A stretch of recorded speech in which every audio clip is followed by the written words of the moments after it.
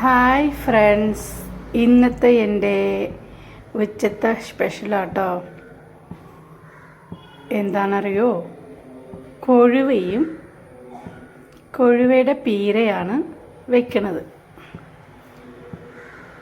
ഇതിൽ ഞാൻ ചേർത്തേക്കണത് മുളകും ഉള്ളിയും വെളുത്തുള്ളിയും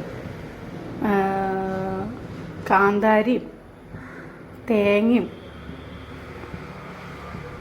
ഒക്കെ ചേർത്തിട്ടുണ്ട്.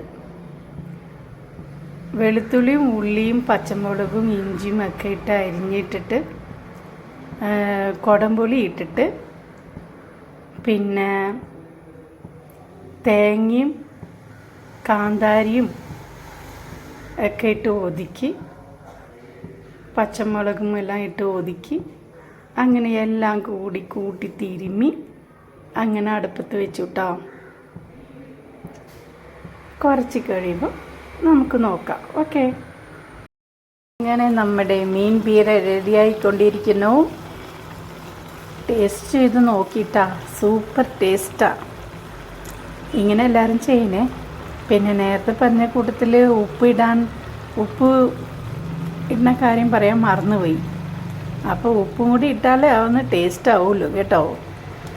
Okay, bye friends. അങ്ങനെ നമ്മുടെ മീൻ പീര റെഡിയായി.